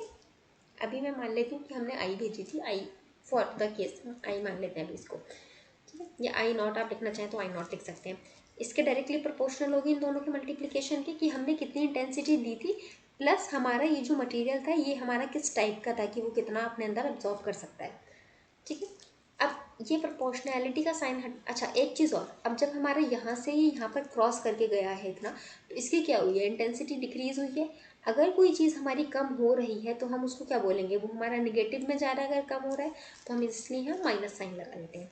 अब ये प्रोपोर्शनैलिटी कांस्टेंट हटाने के लिए हम क्या करेंगे, D by D X minus का साइन इक्वल्स टू, एक हम यहाँ पे कांस्टेंट मान लेते हैं अल्फा, ये this is the proportionality constant है ये वाला, एंड ये मैंने कांस्टेंट माना है अल्फा सी आई, ठीक है। अब इसमें आप ये माइनस का साइन इधर था, इधर से हम इस माइनस का साइन को इधर ला सकते हैं, कोई प्रॉब्लम नहीं है उसमें। तो हमें D by D X minus alpha C I, ये चीज़ हम लिख सकते हैं, ठीक है। अब इसके बाद हमने क्या देखा कि हमारा जब जो हमारा इंटेंसिटी थी वो जब यहाँ से निकली और ट्रैवल करने के बाद जब वो यहाँ तक आई हमारी, तो इसके बीच में कुछ लॉस हुआ। सपोज हमारे मटेरियल के स्टार्ट को हमने मान लिया 0, एंड ये जो इसकी पूरी लेंथ थी इसको हमने मान लिया b या l, आप कुछ भी लिख सकते हो क्योंकि ये फाइनल पॉइंट हमने इसका b मान लिया, तो ये बीच की लेंथ हमारी कितनी हो गई b। तो देखिए जब हम बात करते हैं इंटेंसिटी की, अच्छा इसमें एक चीज़ और हम क्या लिख सकते हैं, ये देखिए जब हमें इस पूरे यहाँ से यहाँ तक के बीच में कितनी इंटेंसिटी लॉस हुई, कितना हमारा फ़र्क पड़ा, कितना हम डिटेक्ट करेंगे, हमें जब ये चीज़ निकालनी है तो हम क्या देख सकते हैं, हमें क्या होगा कि हमारा इस पॉइंट पे कितनी इंटेंसिटी लॉस हुई, यहाँ कितनी लॉस हुई, यहाँ यहाँ यहाँ यहाँ, बाद में इन सबका हम क्या कर सकते हैं, ऐड ऑन कर सकते हैं। ऐड करने के लिए हम क्या मैथमेटिकल चीज़ यूज़ करते हैं, हम करते हैं इंटीग्रेट। अभी मैंने मैथ्स में आपको ये नहीं पढ़ाया है, आई नो मैं पढ़ाऊँगी, लेकिन यहाँ पर कुछ बहुत टफ नोटेशन आपका यूज़ होना नहीं है, तो हम सिंपल सा रख देते हैं। तो पहले हम इसको इस फॉर्म में लिखते हैं कि हम इसे इंटीग्रेट कर सकें। तो डी बाई आई हम लिख देते हैं इधर equals to minus alpha C D X. अब हम इसको इंटीग्रेट कर पाएंगे, तो अब मैं इसमें इंटीग्रेशन का साइन लगा देती हूँ, ठीक है। जब हमने इंटीग्रेट करा तो हमें कुछ लिमिट भी देनी पड़ेगी, तो हमारी इंटेंसिटी की तो लिमिट हमें पता है, स्टार्टिंग में कितना था आई नॉट एंड फाइनल कितना हुआ आई, ये दिया है मैंने आई नॉट और फाइनल हमारा आई। एंड उसके बाद हमारे कितना ट्रैवल किया है, कितना हमारा कंसंट्रेशन, मतलब ये जो भी कंसंट्रेशन या मटेरियल हमारा कितना होगा, उसकी हमारी लिमिट कितनी होगी 0, एंड हमारी टोटल मटेरियल की लेंथ कितनी है b, ये हो गई हमारी इसकी लिमिट। अब हम इसको ऐसे लिख सकते हैं, अगर हम इसको और करते हैं अब इसका इंटीग्रेशन, तो देखिए अगर हम इस वाले टर्म की बात करें तो ये देखिए इस तरह से लिखा हुआ है, ये आई डी एक्स, ये इस तरह से लिखा है। और हमने, आप लोगों को अगर कुछ थोड़ा बहुत याद आ रहा हो तो हमने पढ़ा है, मैं ना इसको थोड़ा सा आगे ले जाती हूँ, आगे पेज, अगर ये थोड़ा पेज खिसक जाए, हमने ये देखिए ये वाली चीज़ यहाँ पर सॉरी आई है, ठीक है। हमने देखिए ये वाली चीज़ एक पढ़ी हुई है अगर आपको कुछ, अभी मैंने आपको इतना जो मैथ्स पढ़ाया था अभी थोड़े दिन पहले, उसमें मैंने आपको बताया था कि हमारा 1/x dx का डिफ्रेंशिएशन क्या होता था, log x होता था। ये डिफ्रेंशिएशन, इंटीग्रेशन क्या होता है, उल्टा होता है। नहीं सॉरी, मैंने आपको क्या बताया था, log x dx का हमारा डिफ्रेंशिएशन क्या होता था, 1/x प्लस c, और इंटीग्रेशन क्या होता है हमारा, उल्टा होता है। तो हमारा 1/x dx का इंटीग्रेशन कितना आ जाएगा हमारा, log x, या फिर हम इसको नेचुरल log x भी लिख सकते हैं। ठीक है, ये बताया था। तो सिमिलरली यहाँ पर देखिए आपका क्या है, 1/i डी आई है, तो इसका इंटीग्रेशन कितना आ जाएगा आपका, नेचुरल लॉग आई लिख सकते हो आप, ये चीज़ लिख सकते हो। ठीक है, अब हम चलते हैं अपने उसकी तरफ, क्वेश्चन की तरफ। ओह शिट यार, ये कैसे हो गया। ये सिर्फ आपको ये वाली चीज़ समझाने के लिए मैंने ये फॉर्मूला यहाँ लिखा था। तो हमारा जो यहाँ पर जो टर्म था हम उसकी जगह ये लिख सकते हैं, नेचुरल लॉग आई, ये नेचुरल लॉग आई, एंड हमारी लिमिट क्या थी, आई नॉट से लेके आई तक, इक्वल्स टू, यहाँ पर हमारा माइनस अल्फा सी तो कांस्टेंट है, ये बाहर आ जाएगा, अंदर सिर्फ आपका क्या रह जाएगा, डी एक्स। ठीक है, अंदर आपका टर्म सिर्फ डी एक्स रह जाएगा। डी एक्स का अगर आप इंटीग्रेशन करेंगे तो इंटीग्रेशन आ जाएगा आपका डी एक्स का एक्स।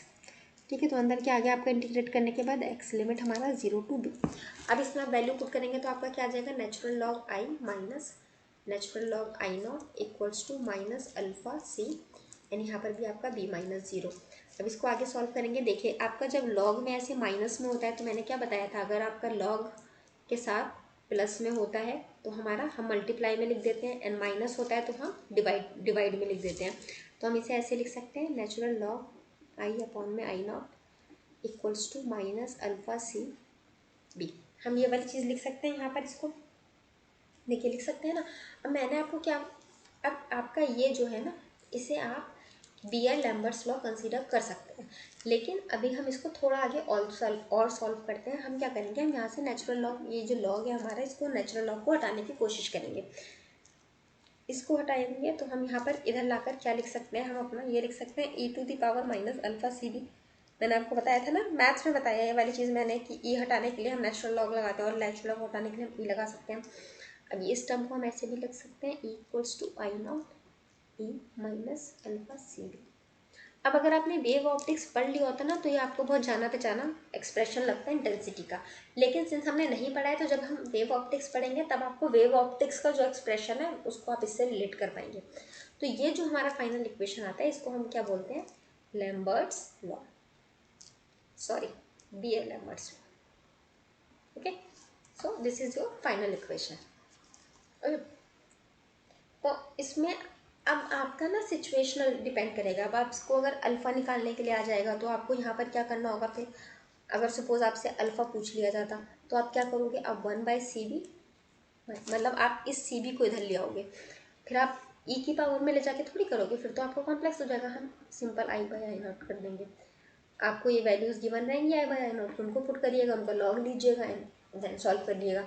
अब इतना कॉम्प्लेक्स आपसे पूछेगा नहीं, डोंट वरी। अगर पूछ लिया ना तो आपको वैल्यूज गिवन रहेगा। सपोज आपको आई की वैल्यू 4 दे रहेगी, इसकी वैल्यू 2 दी रहेगी, आपको इसको कैंसिल करके 2 लिख दोगे ना तो आपको क्वेश्चन में नेचुरल लॉग 2 की वैल्यू दी हुई होगी। ठीक है, तो वो उतना सिंपल रहेगा अगर इस पे बेस्ड क्वेश्चन आ गया तो। वैसे आएगा नहीं आपसे वो, ये वाला एक्सप्रेशन ज़रूर पूछ सकता है एग्जाम में। ठीक है, क्योंकि इस तरह के क्वेश्चन आते हैं डायरेक्टली आपसे एक्सप्रेशन पूछने वाले। तो ये आपके 10 लॉज थे जो इस एग्जाम पर्सपेक्टिव के लिए इंपॉर्टेंट थे, not for the question but for the expression mainly. Bragg's law पे तो क्वेश्चन आ सकता है इसमें, नहीं तो आपके इंटेंसिटी वेव ऑप्टिक्स वाला जो चैप्टर है उस पर आ सकता है, लेकिन these are the important topics for your examination, तो इसीलिए ये करवाने बहुत ज़रूरी थे। ठीक है, अब यहाँ पर ना आपका कुछ इम्पॉर्टेंट है चीज़ें, let me take it small, थोड़ा स्मॉल छोटा हो जाएगा ना तो ये देखो ये पढ़ा रही हूँ तो क्या हुआ, ये बीच में कहीं कहीं पे इतना छोटा नहीं आता।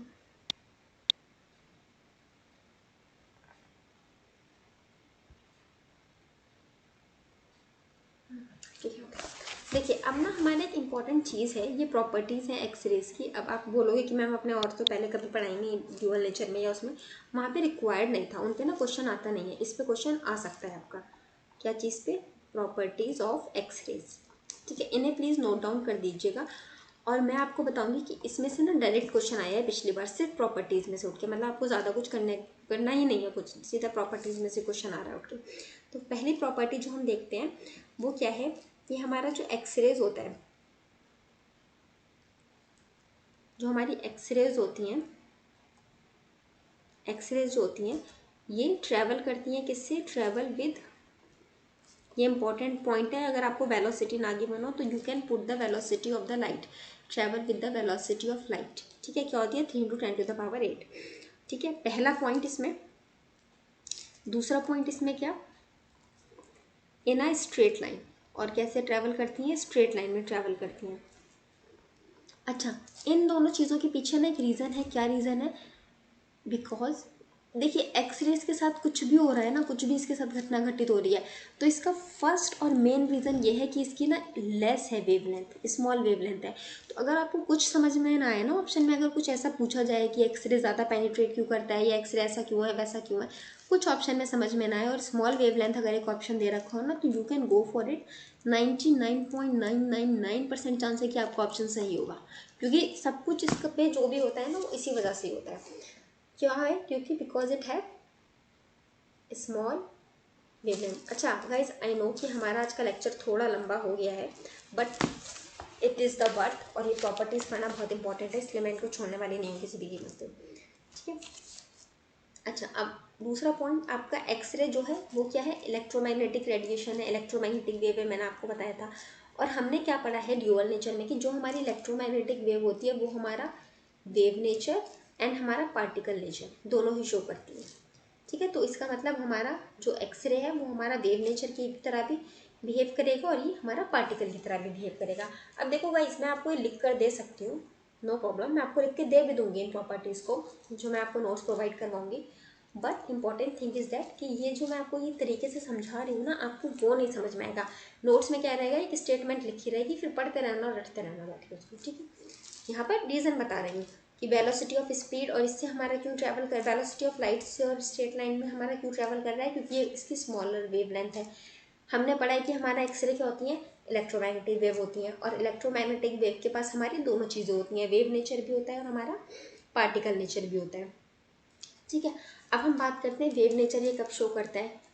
वेव नेचर हमारा कैसे शो कर रहा है, ये मैंने आपको क्या बताया था कि ये हमारा कंस्ट्रक्टिव इंटरफेरेंस देखना है हमें, और हमारी जो वेव आई थी वो इस तरह से आई थी और ऐसे रिफ्लेक्ट कर गई थी ना, तो ये हमारा रिफ्लेक्शन भी शो करता है। हमने पढ़ा है डिफ्रैक्शन, ब्रैग्स लॉ, तो आपका डिफ्रैक्शन ही बताता है। इंटेंसिटी एब्जॉर्ब कर रहा है, रिलीज कर रहा है, इंटरफेरेंस हो रही है वेव्स के बीच में, तो ये सब चीज़ें जो हैं ये शो करती हैं कि इसके पास वेव नेचर है। और सबसे बड़ी बात, इसके पास क्या है, वेवलेंथ है, और अगर किसी चीज़ के पास वेवलेंथ है तो वो वेव नेचर शो करेगा ही करेगा। एंड अगर हम बात करते हैं पार्टिकल नेचर इसका कैसे शो होता है, तो अगर हमारा एक्सरेज को हम यूज़ करते हैं for the photo electric effect, तो वहाँ पर ये हमारा पार्टिकल नेचर शो करता है। फोटो इलेक्ट्रिक इफेक्ट मतलब कि अगर हमारा ये मेटल है और इसमें हम एक्सरे डालते हैं और यहाँ से इलेक्ट्रॉन इमिट हो जाता है फोटोन की फॉर्म में, कुछ इस तरह से कुछ वर्क कर जाता है, तो वो हम उसको कह सकते हैं कि ये पार्टिकल नेचर शो करेगा, ठीक है। चौथा इंपॉर्टेंट पॉइंट, एक्सरेज क्या है, हमारा इलेक्ट्रोमैग्नेटिक वेव है। अब एक्सरे इलेक्ट्रोमैग्नेटिक वेव है, ये चीज़ तो हमें पता चल गई, इलेक्ट्रोमैग्नेटिक वेव है। दूसरा इंपॉर्टेंट पॉइंट इसमें एक क्या आता है कि जो हमारी एक्सरेज होती है ना, इसके ऊपर कोई चार्ज नहीं होता है, नो चार्ज, मतलब कि हमारी क्या है, ये न्यूट्रल है, न्यूट्रल है। न्यूट्रल होने की वजह से आपका इसके ऊपर ना तो ये electric field and magnetic field, इन दोनों की ही वजह से कोई इफेक्ट नहीं होता है। तो हम क्या लिख सकते हैं, नॉट डिफ्लेक्टेड, या जो भी कुछ भी आपको रिजल्ट देखना है वो इन दोनों की वजह से हमारा इलेक्ट्रिक हो चाहे मैग्नेटिक फील्ड हो, जब चार्ज ही नहीं है तो वो इन दोनों को कोई रिस्पॉन्स ही नहीं दिखाता है, इसकी वजह से कोई फर्क ही नहीं पड़ता है, ठीक है। Now moving toward the fifth important point of the X-rays, तो दिस इज दिस, ठीक है। फिफ्थ पॉइंट हमारा एक्सरे का जो बहुत इंपॉर्टेंट पॉइंट है कि एक्सरेज हमारी जो होती हैं वो इनविजिबल होती हैं। अच्छा, ये तो आप वैसे भी बता सकते थे कॉमन सेंस से। आप कभी लैब में गए होंगे, कुछ भी आपके चोट लगी होगी तो डॉक्टर सबसे पहले क्या बोलता है कि जाइए भैया एक्सरे करवा कर लाइए। कुछ भी हो जाए आपको, एक्सपीरियंस खांसी सर्दी जुकाम बुखार कुछ भी हो जाए, आपको एक्सरे करवाने के लिए बोलता है डॉक्टर। तो जब एक्सरे करवाते हैं आप लोग खड़े होते हैं मशीन के आगे, तो आपने कभी देखा कि आपके ऊपर जैसे आपने लेज़र देखा होगा, तो वो रेड कलर की लेज़र लाइट रहती है, वो हमें विजिबल होती है, दिखती है। हम विजिबल लाइट्स की बात कर रहे हैं, तो अगर हम विबग्योर की बात करें, रेनबो की बात करें, या हमें ग्रीन रेड ब्लू जो भी है वो कलर की लाइट्स हमें दिख रही हैं। लेकिन एक्सरे जो होती है वो हमें कभी दिखा मशीन में से निकलता हुआ और हमारी बॉडी में पेनिट्रेट करता हुआ और निकल के जाके फिल्म पर लगता हुआ, जो पीछे फिल्म बन कर आती है, कभी हमें दिखा नहीं दिखता ना। इससे हमारे क्या पता चलता है कि एक्सरे हमारी इनविजिबल होती है। बहुत बड़ा रीज़न इसका क्या है, वेवलेंथ हमारी बहुत छोटी होती है। सिमिलरली आपका सिक्स्थ की अगर हम बात करें, तो एक्सरे अब आपकी बॉडी पे इफेक्ट कर रही है या नहीं कर रही है, किसी और चीज़ पे इफेक्ट कर रही है या नहीं कर रही है, पेनिट्रेट कर जा रही है, तो ये आपका कहाँ जाके इफेक्ट करती है, ये इफेक्ट करती है किस चीज़ पे, अफेक्ट किस पे करती है, आपकी फोटोग्राफिक प्लेट पे। फोटोग्राफिक प्लेट मतलब एक आपका एक प्लेट होती है, ग्राफिक प्लेट, मतलब जिस पे आपकी फ़ोटो खींच कर निकलते हैं ना, उसको उस तरह की रहती है।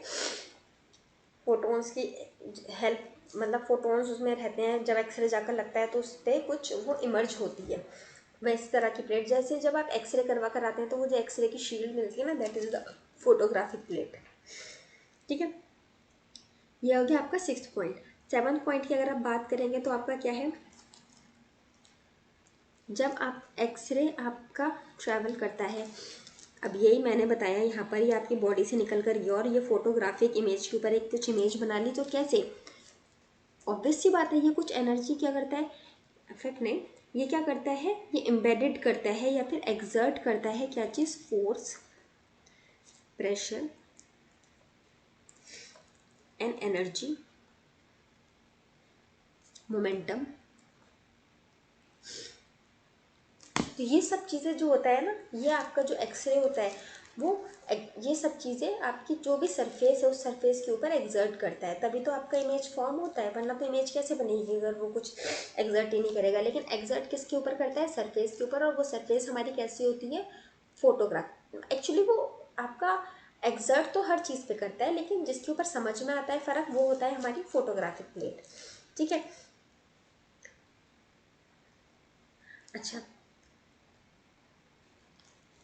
अब हमने ना ये पढ़ा था कि हमारी एक्सरेज दो तरह से प्रोड्यूस हो सकती हैं, कौन कौन सा, कंटिन्यूअस और कैरेक्टरिस्टिक वाली। अब कंटिन्यूअस में क्या था आपका, बार बार हमारा कहीं ना कहीं हर उसमें ट्रांसफर में प्रोड्यूस हो रहा था। कैरेक्टरिस्टिक में क्या था, वो कहीं कहीं प्रोड्यूस हो रहा था। तो जब हम बात करते हैं हाइड्रोजन की ना, तो हाइड्रोजन की केस में आपका ये कैरेक्टरिस्टिक वाला जो है, वो कैरेक्टरिस्टिक एक्सरे प्रोड्यूस नहीं होती है। ठीक है, हाइड्रोजन के केस में आपकी कैरेक्टरिस्टिक एक्सरे जो है वो प्रोड्यूस नहीं होती है, ओनली कंटिन्यूअस वाला प्रोड्यूस होता है। ठीक है, हाइड्रोजन के केस में। अच्छा, ऐसा क्यों है, आपका कैरेक्टरिस्टिक वाला क्यों नहीं प्रोड्यूस होता है, क्योंकि मैंने आपको क्या बताया था, ये आपका डिपेंड करता है कि ये जो आपकी लेवल है ना, एनर्जी लेवल, आप इसको बोल दीजिए, चाहे शेल बोल दीजिए, चाहे ऑर्बिट बोल दीजिए, आपका मतलब चैप्टर में अलग अलग नाम से इनको प्रोनाउंस किया गया है। केमिस्ट्री में जाएंगे तो ये शेल हो जाते हैं एंड ऑर्बिट्स भी हो जाते हैं, के शेल, शेल, एम शेल। अब आप फिजिक्स में है तो इनको एनर्जी लेवल भी पढ़ सकते हैं, जब आप फोटो इलेक्ट्रिक इफेक्ट या मॉडर्न फिजिक्स पढ़ रहे हैं तो इनको एनर्जी लेवल बोल सकते हैं आप। तो अब आपकी जो एनर्जी लेवल है ना, बिकॉज ये जो एनर्जी लेवल होता है हमारा, हाइड्रोजन के केस में ना एनर्जी लेवल आपका बहुत कम होता है, इज वेरी लेस। तो जब ये आपका एनर्जी लेवल बहुत कम होता है, और जो करेक्टरिस्टिक एक्सरे होता है वो इसी के ऊपर डिपेंड करता है कि आपका इलेक्ट्रॉन अगर ये आया, इस पर टकराया और ये हट गया यहाँ से, तो ये जो जगह खाली हुई इसको फिल करने के लिए आसपास के इलेक्ट्रॉन आ जाते हैं। अब ये एनर्जी लेवल इतना कम है कि उससे कोई बहुत ज़्यादा फर्क पड़ता नहीं है कि वो बहुत ज़्यादा एनर्जी रिलीज कर देता है, ऐसा कुछ। हालांकि जब हम हाइड्रोजन स्पेक्ट्रम सिर्फ बात करेंगे तो वहाँ अलग चीज़ है, वहाँ हम स्पेसिफिक इसकी बात कर रहे हैं। लेकिन अगर हम बात करें एक्सरे से क्या फ़र्क पड़ता है, तो एक्सरे से कोई बहुत ज़्यादा फर्क नहीं पड़ता है। तो इसलिए कैरेक्टरिस्टिक एक्सरे जो है वो हमारे प्रोड्यूस नहीं होती है हाइड्रोजन के केस में। कौन से प्रोड्यूस होती है, सिर्फ हमारा कंटिन्यूअस वाला, सिर्फ हमारा कंटिन्यूअस वाला जो है वो हमारा हाइड्रोजन के केस में प्रोड्यूस होता है। अच्छा, अब हमारा एक चीज़ मैं आपको बता देती हूँ, कोई ज़्यादा इंपॉर्टेंट नहीं है, आप लोग को नहीं भी बताऊंगी तो भी आप लोग अगर ऐसा क्वेश्चन आ जाएगा एग्जाम में तो कर आओगे। पूरा पेज मूव करना है, एक लाइन मूव हो रहा है। अच्छा, हमारा इसकी एप्लीकेशंस क्या है एक्सरेज की। अच्छा, बाकियों में नहीं पढ़ाया फोटो इलेक्ट्रिक इफेक्ट या किसी भी चीज़ में एप्लीकेशन, क्योंकि वहाँ रिक्वायर्ड नहीं है।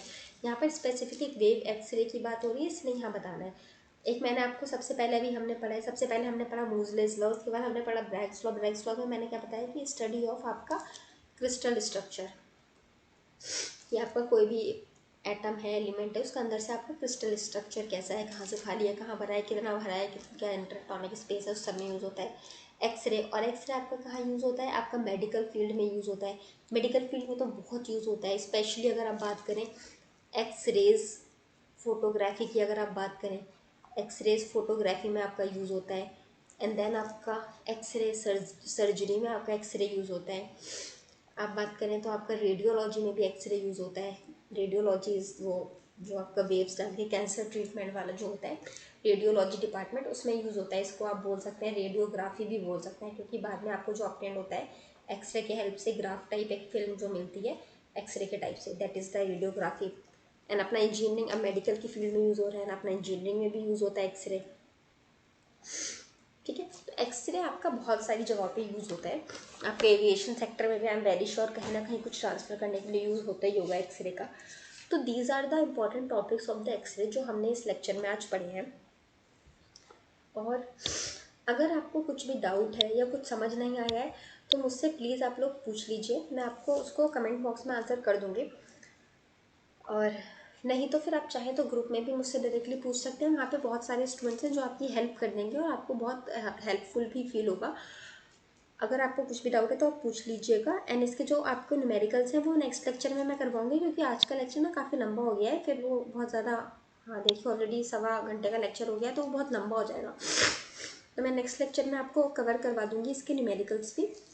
और आज के लिए इतना ही गाइस। अगर आपको ये अच्छा लगता है तो प्लीज़ लाइक कीजिए मेरे चैनल को एंड प्लीज़ शेयर कीजिए इस वीडियो को जितना ज़्यादा हो सके। एंड प्लीज़ मेरे चैनल को सब्सक्राइब करिए और सबसे सब्सक्राइब करवाइए। And thank you for watching it guys, and here is the end of the video.